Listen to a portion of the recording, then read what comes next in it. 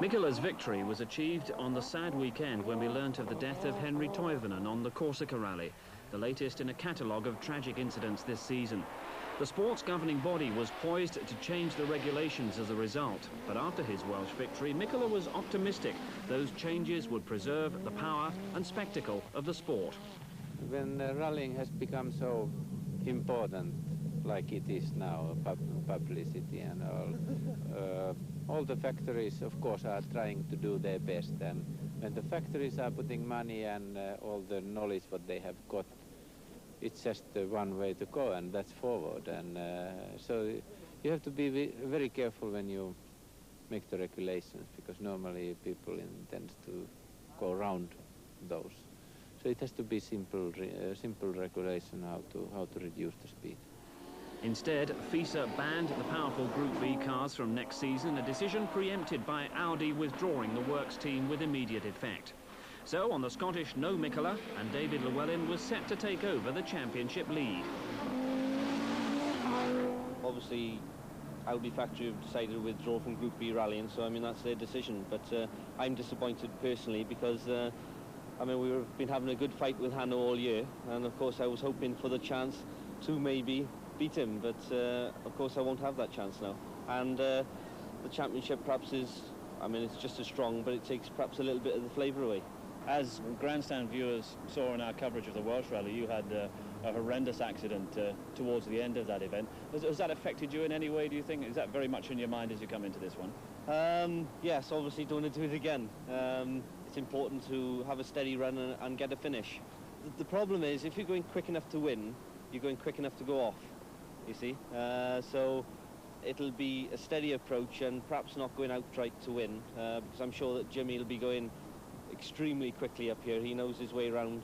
You know, he's done this event for 15 years, so I think that he'll probably go disappearing into the distance. So we'll try and hold back and pick our way through.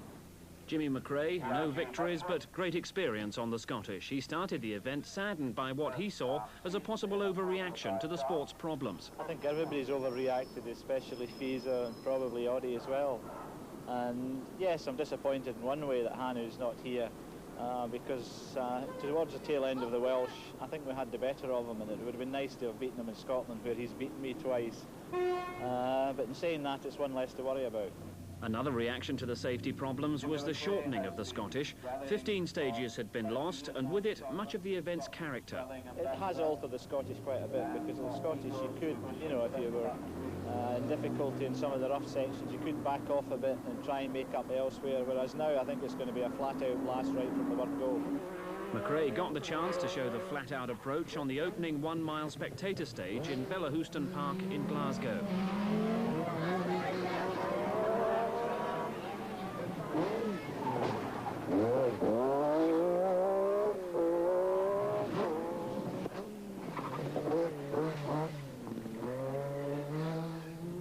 But not so flat out was the Ford RS200 of Mark Lovell, who hit gearbox problems right on the start line.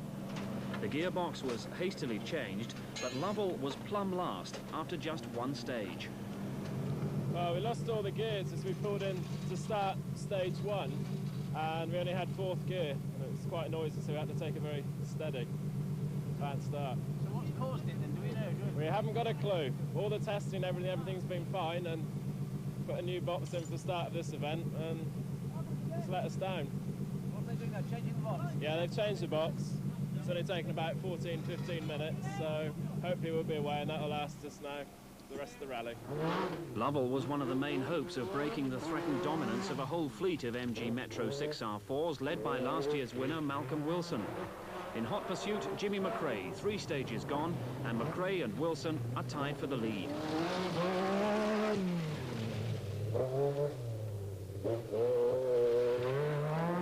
Staying on the fringe of the Metro battle is Michael Sundström in the Peugeot.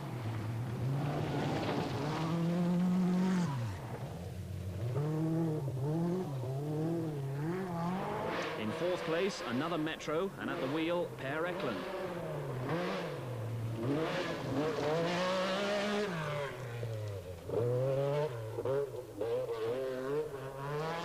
Fifth in the forests of Glendevon and Pitmedden was David Llewellyn, making a seemingly cautious start.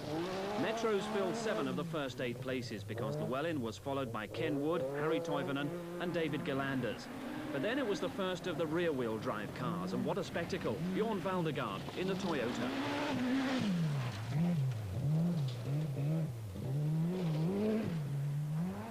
Russell Brooks in the ever-reliable Manta was 10th, and a good solid finish for Russell could see him heading the championship at the end.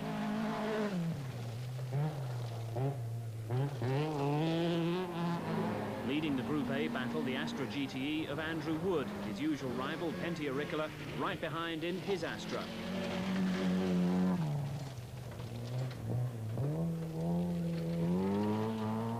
John Haugland in the Skoda once again headed the Group B 1600cc class.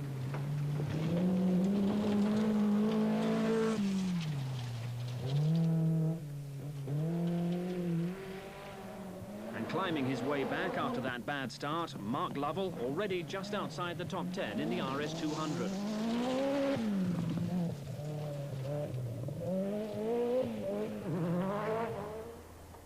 But the first exchanges have certainly belonged to Austin Rover, and day 2 didn't indicate any change in that domination. The only concerns for Malcolm Wilson had been a rear brake failure and slight overheating, but he's built a lead of around 20 seconds over Jimmy McRae. Wilson was a surprise winner of the Scottish last year in a privately entered Audi Quattro. Now, returning 12 months later as a fully fledged World Championship contender, he's certainly the man to beat.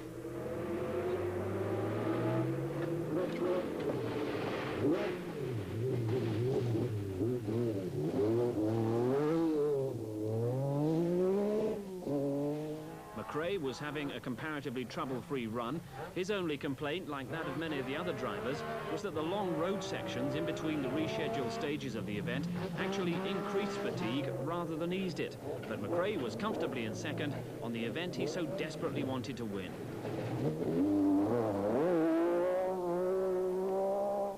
Still third, the talented but unpredictable Finn Michael Sundström. Peugeot breaking the Metro domination, aided by Ford, because Lovell had now moved up to 5th.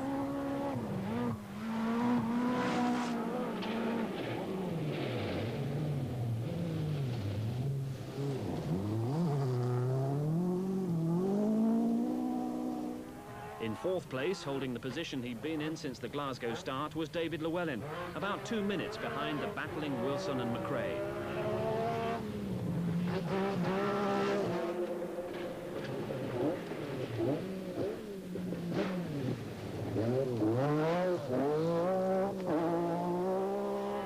But then the first hint of Metro problems to come. Ken Wood had already retired, and this is the last glimpse of Per Eklund, shortly to drop out with a blown engine.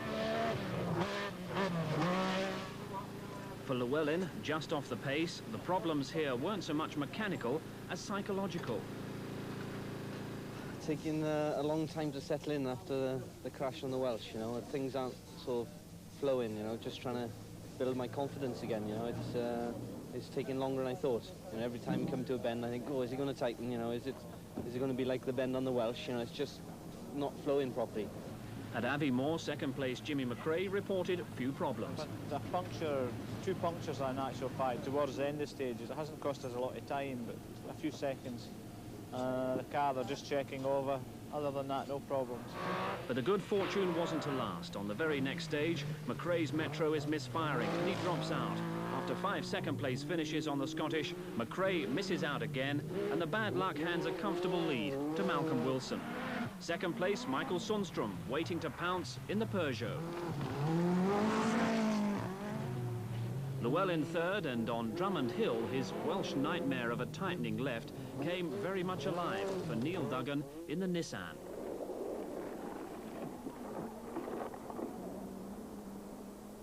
And Neil Duggan's accident shows exactly why the sport has such great fears about spectator safety. You can watch rallying safely, but not on the outside of